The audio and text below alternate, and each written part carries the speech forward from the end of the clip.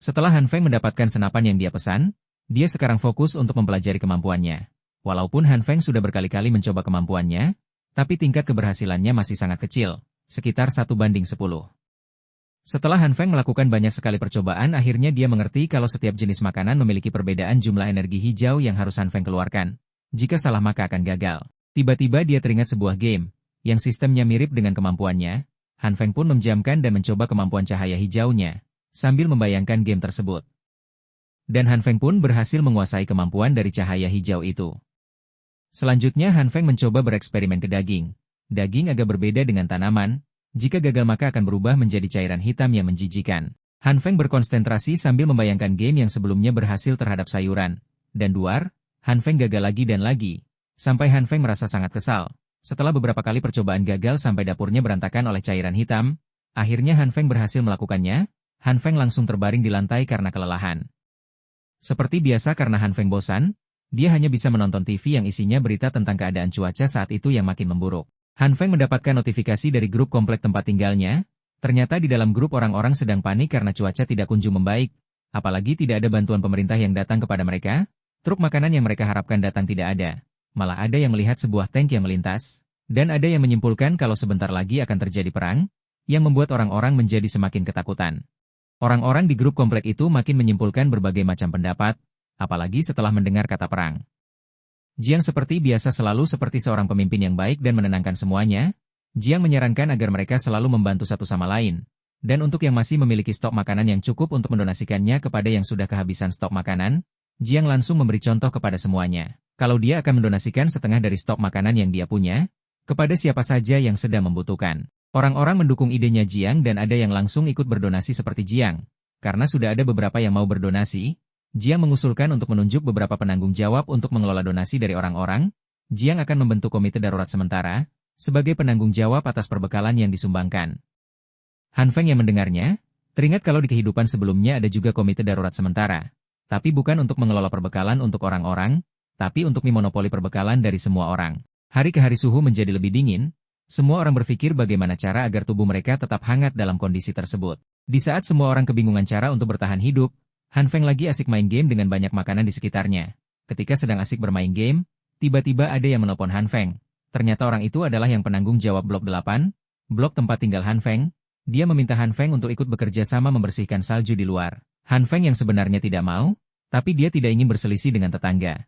Akhirnya dia keluar untuk bekerja sama dengan yang lain. Sebelum mereka membersihkan salju, saljunya sudah menutup pintu masuk. Mereka mencoba mendorong pintunya dengan paksa. Setelah pintunya berhasil terbuka, hawa dingin pun langsung masuk, yang membuat semua orang merasakan kedinginan. Apalagi Han Feng yang selama ini hidup nyaman di dalam rumahnya dengan penghangat ruangan. Tiba-tiba Han Feng mendengar suara yang tidak asing. Dan ternyata benar itu adalah Brother Lee. Dia langsung nekat pergi keluar dan masuk ke dalam tumpukan salju. Tidak lama. Kemudian dia malah minta tolong karena terjebak dalam salju awok-awok. Ketika dia berhasil diselamatkan, mereka langsung menutup pintu masuknya. Han Feng menyarankan untuk pergi ke parkiran untuk menemui penanggung jawab terlebih dahulu. Dan urusan salju biar nanti mereka pikirkan lagi. Ketika mereka sampai di parkiran, ternyata sudah ada banyak orang. Dengan Jiang berada di tengah sebagai penanggung jawab. Dengan kata-katanya, Jiang mendapatkan kepercayaan orang-orang.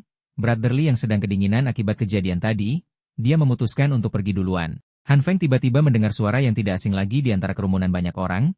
Dan ternyata benar, itu suara perawat yang mengobatinya saat di rumah sakit. Saat perawat itu hampir jatuh, Han Feng dengan cepat menolongnya. Ternyata perawat itu masih mengingat Han Feng. Perawat itu menanyakan tentang kondisi kaki Han Feng. Karena Han Feng sudah beraktivitas seperti biasa, Han Feng beralasan kalau kakinya sudah sembuh. Karena memang sejak kecil proses penyembuhannya lebih cepat dari kebanyakan orang. Dan dengan polosnya perawat itu percaya dengan apa yang dikatakan oleh Han Feng. Han Feng menawarkan diri untuk membantu membawakan barang-barang yang dibawa oleh perawat itu. Han Feng tidak mengira ternyata barang-barang yang dibawa oleh perawat itu sangat berat. Han Feng menanyakan apa isi dalam kotak tersebut. Perawat itu menjawab, kalau isinya peralatan medis yang akan dia sumbangkan. Perawat itu meminta Han Feng jangan memaksakan dirinya. Sebenarnya perawat itu lebih kuat dari kebanyakan laki-laki. Han Feng terkejut dan menanyakan apakah perawat itu sudah kuat sejak masih kecil. Perawat sambil menunduk mengatakan kalau ada alasan di balik kekuatannya itu, dan dia tidak bisa menjelaskan secara detail kepada Han Feng.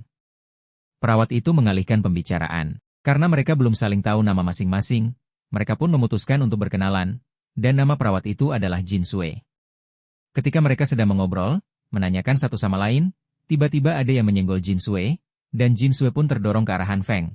Sampai badan mereka bersentuhan, hal itu membuat muka Han Feng menjadi merah. Tidak lama kemudian muncul wanita yang sangat Han Feng benci, yaitu Hyuna. Dengan cepat Hyuna langsung menggoda Han Feng sambil menanyakan siapa wanita yang bersama Han Feng. Karena tiba-tiba ada Hyuna. Jin Sue pun memutuskan untuk pergi dan membawa barang yang akan didonasikannya sendiri. Han Feng menanyakan kenapa Hyuna ada di situ. Hyuna mengatakan kalau dia ke sana untuk mengambil keperluan. Dengan nada menggoda, Hyuna menanyakan apakah Han Feng masih mempunyai persediaan makanan di rumahnya, dan mengatakan kalau dia sudah hampir kehabisan makanan. Han Feng cuma mengatakan kalau dia juga tidak punya cukup persediaan makanan, tapi dia bisa berbagi dengan Hyuna, dan mengajak Hyuna untuk mampir ke rumahnya untuk beberapa hari. Hyuna terkejut mendengar apa yang diucapkan oleh Han Feng, dan langsung menolak dengan halus tawaran dari Han Feng untuk mampir ke rumahnya. Karena Hyuna menolak dengan nada cuek, Han Feng dengan lantang mengatakan, kalau Hyuna tidak mau, dia mau pulang saja, dan seketika raut muka Hyuna berubah sambil menahan Han Feng agar tidak pergi dulu. Dengan muka menggoda tetap merayu Han Feng. Jika Han Feng tidak tahu tentang sikap asli Hyuna, sudah pasti Han Feng termakan rayuannya itu. Han Feng terpikirkan, daripada dia mencari orang yang membunuhnya waktu itu, lebih baik membiarkan Hyuna membawa orang itu sendiri ke Han Feng, seperti sebelumnya. Han Feng kemudian berkata baik lagi kepada Hyuna, dan akan membawakan makanan besok kepada Hyuna.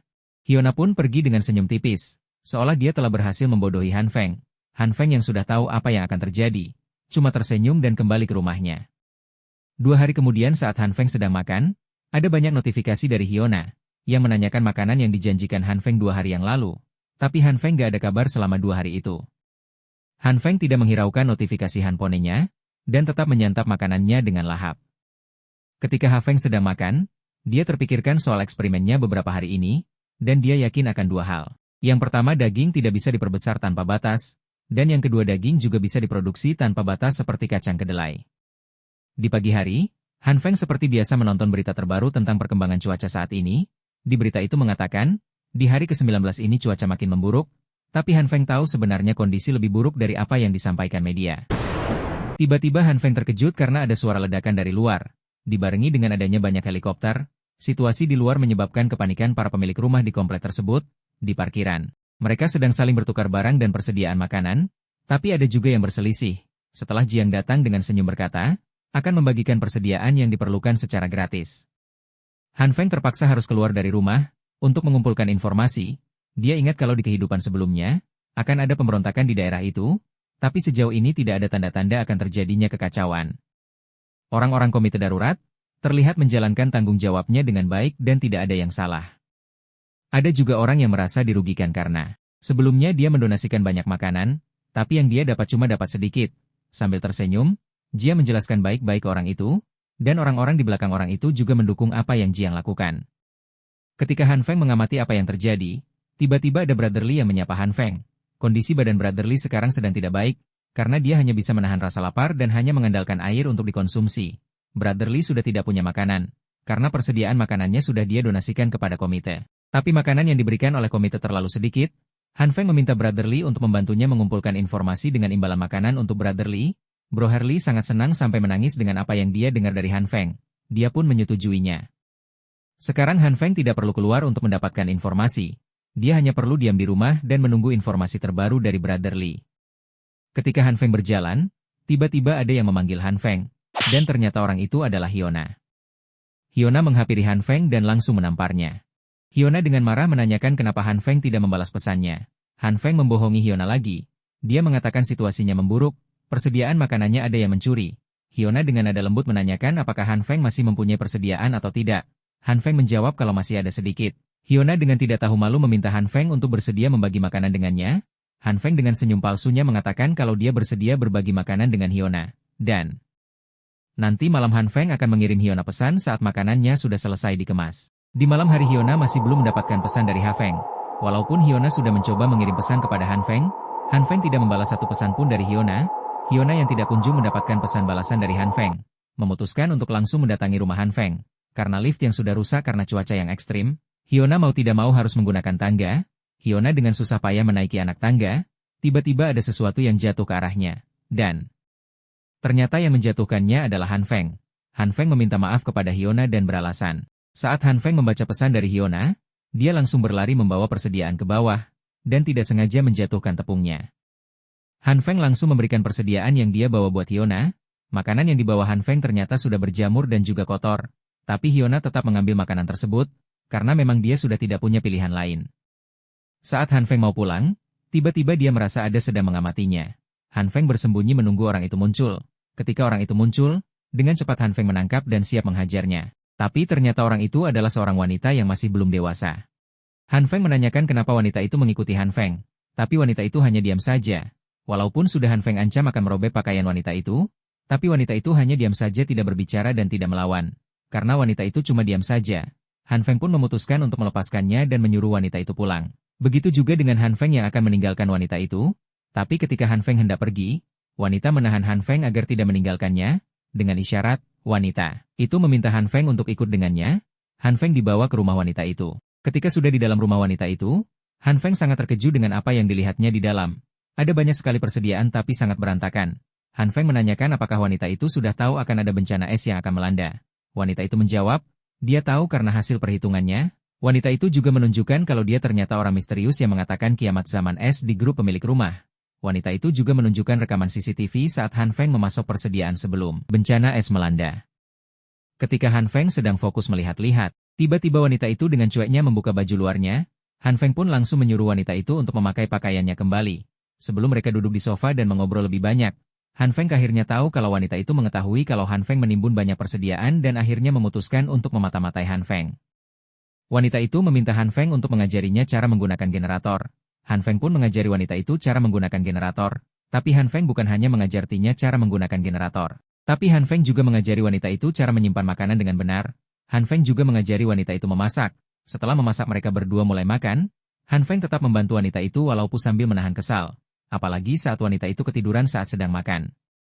Setelah wanita itu tertidur, akhirnya Han Feng bisa meninggalkannya dan memutuskan untuk pulang. Keesokan harinya, wanita itu datang menemui Han Feng sambil membawa banyak sekali persediaan. Wanita itu meminta Han Feng untuk mengajarinya lagi.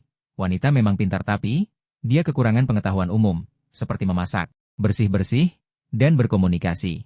Di dalam basement, terjadi kerusuhan karena rebutan persediaan makanan, bahkan ada yang tidak segan untuk membunuh sesama temannya. Untuk meredam pertikaian, Jiang menggunakan alat pengganggu pendengaran, yang membuat semua orang berhenti berkelahi. Jiang dengan lantang menasehati orang-orang itu. Awalnya orang-orang tidak mau mendengarkan perkataan Jiang, tapi Jiang malah mengalihkan permasalahan kepada orang-orang yang masih mempunyai persediaan. Jiang juga menghasut mereka semua untuk merampas persediaan dari orang-orang yang masih mempunyai stok makanan. Orang-orang pun termakan hasutan Jiang dan akan mulai merampas makanan milik orang kaya, mendatangi rumah mereka satu persatu dan mencongkal kuncinya.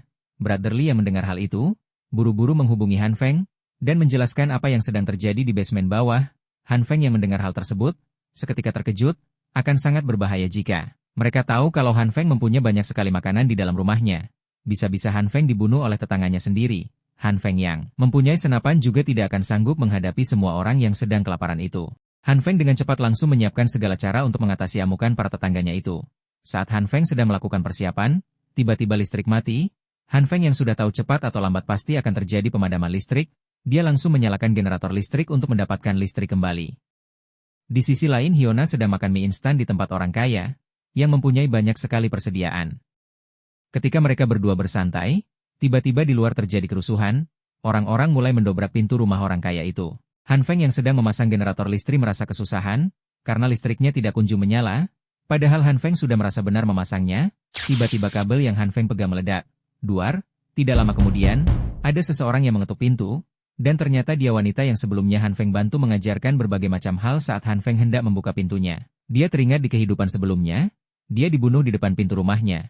Han Feng pun mengurungkan niatnya untuk membukakan pintu untuknya, dengan alasan karena sekarang sedang terjadi kerusuhan di sana. Jadi Han Feng tidak bisa sembarangan membukakan pintunya. Han Feng menyuruhnya untuk pulang dan mengunci pintu. Tapi dia hanya diam di depan pintu rumah Han Feng. Dengan menahan rasa dingin, tiba-tiba, terdengar suara orang-orang yang sudah mulai mendekat, dan orang-orang itu adalah orang yang mau merampas persediaan milik orang lain. Dengan cepat Han Feng menarik wanita itu masuk ke dalam rumahnya, dan membuat wanita itu diam dulu. Akan sangat berbahaya jika wanita itu berteriak. Mereka diam tidak bergerak, menunggu orang-orang itu pergi. Orang-orang itu mencoba mendobrak pintu rumah Han Feng. Untungnya Han Feng sudah mempertimbangkan hal itu sebelumnya. Jadi Han Feng memperkuat pintu rumahnya. Bahkan gagang pintunya saja tidak rusak saat dihantam oleh linggis. Setelah orang-orang itu pergi, Han Feng melanjutkan pemasangan pertahanan listrik di pintu rumahnya. Han Feng yang sebelumnya tidak mengerti cara memasang listrik, Sekarang dia sudah bisa memasangnya. Berkat bantuan wanita itu mengeluarkan barang bawaannya menamai dirinya Raja Kegelapan, dan akan tinggal bersama dengan Han Feng. Mendengar hal itu Han Feng terkejut, dan berteriak menyuruh si Raja Kegelapan untuk pulang ke rumahnya. Saat Han Feng mau menghampiri si Raja Kegelapan, kakinya terlilit kabel dan terjatuh. Saat terjatuh, secara tidak sengaja, dia mengaktifkan kemampuan barunya, yaitu cahaya berwarna ungu, yang menyebabkan meja di depannya menjadi lunak seperti kertas, bahkan perkakasnya yang terbuat dari besi dan baja juga menjadi lembek. Saat Han Feng sadar ada orang yang tahu ternyata Han Feng mempunyai kekuatan, dia sangat terkejut dan bingung harus bagaimana. Saat si Raja Iblis melihat kekuatan Han Feng, dia mengatakan, ternyata Han Feng juga seorang utusan dari Evil King. Han Feng memanfaatkan hayalan si Raja Iblis, dan mengiyakan hal tersebut. Kemudian si Raja Iblis berkata, kalau sesama utusan harus bekerja sama dan saling membantu, termasuk mereka juga harus berbagi apartemen. Sebelum Han Feng menyetujui hal tersebut, si Raja Iblis langsung meninggalkan apartemen Han Feng. Akhirnya Han Feng bisa sendirian, dan dia segera mempelajari kemampuan barunya itu. Dia mengingat-ingat perasaan saat munculnya cahaya ungu itu. Dan boom, cahaya ungu keluar dari tangannya. Han Feng mencoba kekuatannya pada sebuah benda keras. Benda-benda itu dengan mudah berubah menjadi lembek seperti meja sebelumnya. Han Feng terpikirkan, apa yang akan terjadi jika dia menggabungkan cahaya ungu dan hijau pada sebuah benda. Dan boom, pisau yang sebelumnya sudah lembek, kembali keras seperti semula. Han Feng sekarang menyadari kemampuan cahaya ungu adalah mengatur tingkat kekerasan suatu benda. Di sisi lain, ada dua orang yang mencurigakan sedang merencanakan sesuatu. Mereka menyadari ada yang aneh dengan temboknya. Seperti menggeliat, tiba-tiba, tembok itu seperti akan menyerang mereka, yang membuat kedua orang itu lari ketakutan, dan ternyata itu adalah ulah Han Feng yang sedang belajar menggunakan kemampuan barunya pada tembok. Di lantai bawah basement, orang-orang sedang mengumpulkan persediaan yang tersisa. Ada salah satu orang yang menyerahkan persediaan, seolah dia hanya mendapatkan sedikit dari para pemilik apartemen di sana. Sebutlah si paman. Tiba-tiba ada seseorang yang meringkus si paman. Sebutlah orang itu si abang. Si abang merasa kalau si paman berbohong dan menyembunyikan sisa makanan. Si abang memaksa si paman agar mau mengaku. Saat di abang mau memukul si paman, dia dihentikan oleh Jiang. Jiang meminta si abang untuk melepaskan si paman terlebih dahulu, dan membicarakannya dengan baik-baik. Si abang pun menuruti perkataan Jiang, dan melepaskan si paman. Jiang dengan lembut mengulurkan tangannya ke si paman, dan meminta si paman untuk mengaku. Karena si paman sudah termakan kata-kata Jiang, si paman akhirnya mengaku dan menyerahkan makan yang dia sembunyikan. Dia beralasan kalau dia harus memberi makan 5 orang di rumahnya sedangkan jatah makanannya tidak cukup. Jiang memutuskan untuk memberikan jatah makanannya kepada si paman. Si paman pun pergi dan bilang ke Jiang, kalau Jiang membutuhkan sesuatu, dia bisa mengatakannya ke si paman. Jiang memberikan persediaan yang dia dapatkan dari si paman kepada orang-orang untuk dibagikan. Orang-orang di sana sangat mengagumi dan menghormati Jiang. Tapi ada seseorang yang menyadari ada yang salah dengan Jiang. Dia juga orang yang menyadari tindakan Han Feng yang menimbun barang sesaat sebelum terjadinya bencana es. Di sisi lain, Han Feng yang sudah menguasai kemampuannya, dia memanfaatkan kemampuan itu untuk mengeraskan tembok, pintu, dan kaca. Dia juga mencoba menghantam kaca itu menggunakan palu. Bukan hanya tidak hancur, malahan tidak ada retakan pada kaca itu. Tiba-tiba ada yang mengetuk pintu rumahnya. Saat dilihat, ternyata itu adalah Hyuna. Dengan keahlian aktingnya, Hyuna mencoba untuk merayu Han Feng agar mau membiarkannya masuk. Han Feng yang sudah tahu. Pada kehidupan sebelumnya Hyuna datang dengan seseorang yang membunuh Han Feng. Han Feng langsung mengambil senapannya. Sebelum Han Feng mengambil senapan itu, Han Feng kepikiran sesuatu. Jika dia tidak bisa membunuh mereka berdua dalam sekali serang, maka Han Feng yang akan mati. Han Feng pun berpikir sejenak untuk menyusun sebuah rencana. Han Feng teringat, kalau pria itu pasti bersembunyi di titik buta, yaitu di belakang pintunya. Dia pun terpikirkan sebuah ide untuk menggunakan kemampuan barunya. Pada tembok di belakang pintu, Hyuna masih mencoba membujuk Han Feng. Tiba-tiba tembok di belakang pria itu menggeliat dan terlihat bentuk sebuah palu. Dan dua palu itu menghantam muka si pria itu dengan sangat keras, sampai berdarah. Hyuna yang terkejut tidak menyadari apa yang terjadi. Saat Hyuna sedang lengah, tiba-tiba Han Feng muncul dan menyemprot Hyuna dengan alat pemadam api. Hyuna langsung berteriak, "Ah!" Hyuna yang terlihat sudah tidak berdaya.